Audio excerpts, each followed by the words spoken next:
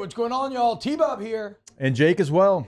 And you're about to watch a little OTB LSU.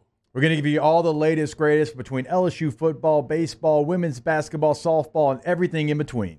Bottom line, if you want to talk Tigers, keep it locked, subscribe, like it, and we hope you enjoy it. Okay, so every day this week, I have done a position breakdown going into spring practice, which will begin tomorrow. Yesterday, I'm putting the show together, and I couldn't decide. I'm like, do I want to go O-line? Do I want to go D-line? Something told me to go D-line, and it's one of those things that worked out perfectly because reports are that LSU has found their next defensive line coach. Multiple reports came out yesterday afternoon. It looks like former LSU Tiger and Buffalo Bills great Kyle Williams will be named LSU's next defensive line coach. He reportedly came into Baton Rouge on Wednesday, interviewed for the job, was offered it yesterday, and he accepted. Little bit of a weird hire, a little bit of an unorthodox hire for Brian Kelly and his staff, because you've seen Kelly go after the cream of the crop, right? The guys who have been there, done that, the guys who are established coaches. Kind of the opposite for Kyle Williams. Now, Kyle was a great player here. He wound up being an All-American at LSU. He was a fifth-round pick at Buffalo in 2006, and you guys know the rest of it. I mean, he played his entire 13-year career in Buffalo. He made 6 Pro Bowls. He was a second-team All-Pro in 2010. The guy's one of the best defensive linemen to ever come through this school. He's never coached in college in any capacity. So a little bit of a weird hire. Actually, since 2020, he has been the defensive coordinator at Ruston High School. So he's stepping up a level of competition. Obviously, this will be his first collegiate coaching position. So it's a little bit odd because, okay, look, you're not going to replace Bo Davis. The reason it sucked so bad when you lost Bo Davis, the reason he was the highest paid D-line coach in the country is because he was the best D-line coach in the country. You're not going to replace him, whether it's as an on-field coach or recruiter. Bo Davis was the whole package. I'm not really worried so much about, oh, well, Kyle Williams has never done it on this level. He's never recruited, even though that is certainly a concern. If you wanted to hire a guy who's a technician, who knows how to coach this position, who has played this position at the highest possible level, there's not too many guys out there I would trust teaching a young group of guys how to play the defensive line position than Kyle Williams, a guy who's been an All-Pro, who was an All-American, who played over a decade in the NFL. So while the on-field coaching experience isn't there, the experience at the position, you're not going to find anybody more qualified from a technical standpoint, teaching guys how to do it the way he did it. Also, what this does is this brings in a homegrown guy, a little bit of a younger guy in terms of coaches that can hopefully keep the defensive tackle group together. We've talked about it a few times. The biggest loss for Bo Davis immediate, as far as the immediate future goes, is you have to retain all the guys you work so hard to get on campus. Ahmad Bro, Dominic McKinley, you still have Sean Washington, the 3 freshmen you brought in. Can you keep those guys here in Baton Rouge? If they can develop a quick relationship with a younger guy like Kyle Williams, who's from this school, who had a lot of success here, who's lived in Louisiana most of his life, that's going to be important for the depth of this position. Look, there is talent in this group, okay? Let's start with the defensive tackles first, or the interior, if you will, because I think that's where Kyle Williams is going to spend pretty much all of his time. You have Jacoby and Guillory back from injury. He's a 60-year guy. He's been there, done that. So much hype coming around him last year, and second game of the year, he has a season-ending injury. I mentioned Ahmad Bro numerous times on this show and how good he's looked as a freshman. This is huge for Ahmad Bro because Kyle Williams, I mentioned, was the defensive line coach at Ruston. Ahmad Bro played at Ruston. He has already played under Kyle Williams before. That connection's already there. You want to retain these guys, give them a little bit of familiarity. I'm sure Ahmad Bro is over the moon about this decision. With Dominic McKinley, while he didn't play under Kyle Williams here in Louisiana, he is very familiar with who this guy is. That is important because those are your 2 best young pieces in all likelihood. As good as Jacoby and Guillory, I think, is going to be, as important as he is, depth-wise, experience-wise, you only got him for 1 year. Hopefully, you have Ahmad Bro and Dominic McKinley this year and next year. That's important of retaining these guys because you saw the flashes last year as freshmen. You lose Gio Paez, you lose JVR Suggs, but look what you added to that room. Again, a bunch of young guys that can hopefully connect with Kyle Williams. Zion Williams, 6'4", 330 pounds. He's going to be a nose, that one technique. Brandon Brown comes in. He's 291 pounds. He can actually play inside or on the edge if needed. Same thing with Walter Mathis, a guy that's about 285, 290. You can get his weight up or down depending on where you want him to play. He's a guy that can play inside or outside. And then you bring in Sydir Mitchell, the Texas transfer. He's 6'5". He's 340 pounds. He is a massive human being. If Kyle Williams can keep that group together, look, sure, you lose Gio Paez. He was an every down starter for you a year ago.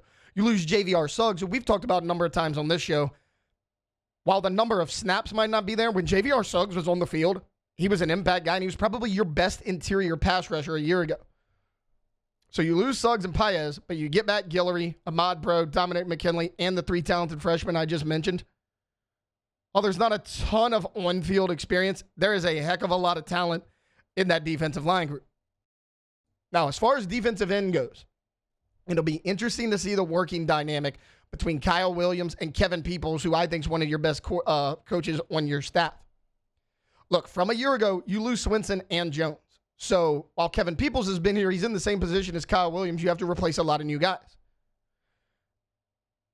So you lose Swinson and Jones, your 2 starters. You also lose Deshaun Womack to the transfer portal. He's a guy that, for whatever reason, could not seem to get on the field consistently. He seeked out other opportunities, but he was a 5-star who came in. He's a guy that you would have liked to have kept for nothing else other than depth purposes.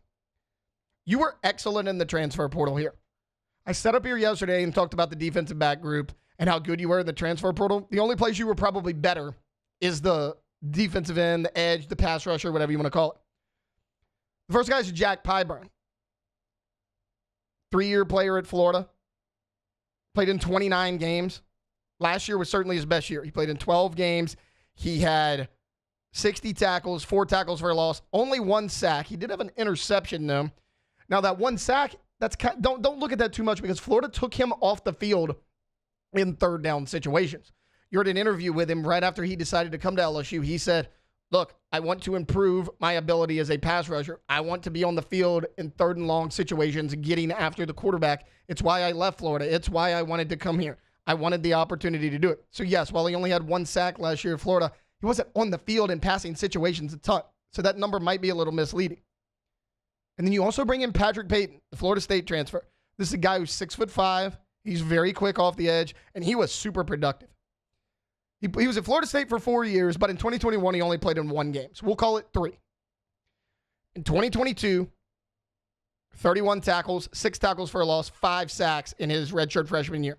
Played in 13 games. 2023, that was a big year for Florida State. They went undefeated regular season. Played in all 14 games, 44 tackles, 15 tackles for a loss, and 7 sacks. And think about how talented that defense was. That's a defense that had Jared Verse, that had Braden Fisk, and he was able to step up, play that many games, and make that type of impact. That's the kind of pass rusher that you're getting in Patrick Payton. Last year, no different. 12 games, 35 tackles, 11 tackles for a loss, 4 sacks. So this is a guy coming in super productive in college. 110 tackles, 32 tackles for a loss, 16 sacks in 3 seasons at Florida State. The guy is a player. I expect we're going to hear his name a lot here in spring practice. And then the last guy is Jamari Butler. Comes over from Nebraska. He's a little bit bigger than both Jack Pyburn and Patrick Payton. He's 6'5", 245 pounds. Can he take over that Savion Jones role? Now, he'd have to put on a little bit of weight to do it because Savion was hovering around like 275, 280. 3 years at Nebraska. 2022, 12 games, 2 tackles for a loss. 2023, 34 tackles, 5.5 sacks. And then last year, 7 tackles for a loss, 2 sacks. So he comes in, 7.5 sacks, 3 seasons at Nebraska. I mentioned a little bit of a bigger guy. He can be a run stuffer for you as well. There is a ton of talent in this room. And I just mentioned the frontline guys as far as the defensive end position goes. You still return Gabriel Relaford, who we saw flashes of a year ago as a true freshman. He's back. He's going to be in the mix. Look, I get it. Everyone's going to talk about Pyburn, Payton, and Butler because they're the transfers that everyone's excited about. They're the new faces. Gabriel Relaford's a player. You heard so many people at the Senior Bowl say, hey, Gabriel Elliford, watch out for him. As far as the LSU guys that were there. Savion Jones mentioned it. Braden Swinton mentioned it about like who's next up for LSU. They both mentioned Gabriel Elliford. You also bring in freshman Damian Shanklin. He's a guy who's 6'4". He's 240 pounds. He was a 4-star coming out of high school. Kevin Peoples should have a field day with this group. Even a guy like Jack Pyburn who wants to rush the passer but doesn't have a ton of experience doing it. Just look at Braden Swinton. Braden Swinton had like 5.5 sacks over like a 2-year span. You bring in Kevin Peoples, he had 8.5 last year. And then look at the jump Savion Jones made from before Kevin Peoples got there to after. Peoples is an excellent coach.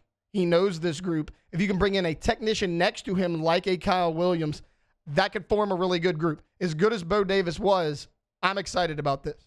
Do I have concerns? Absolutely, because Kyle Williams has never coached on the college level. But again, I'll go back to as far as someone from a fundamental, a technique standpoint, someone who knows the position, knows how to play it, you're going to be hard-pressed to find somebody better at that than Kyle Williams. Wow, Jake, what incredible takes. I mean, those guys, they're just the best. I think so. And if you think so, again, hit the like button, subscribe, ring the bell so you get notifications when we post every single day here on OTB LSU.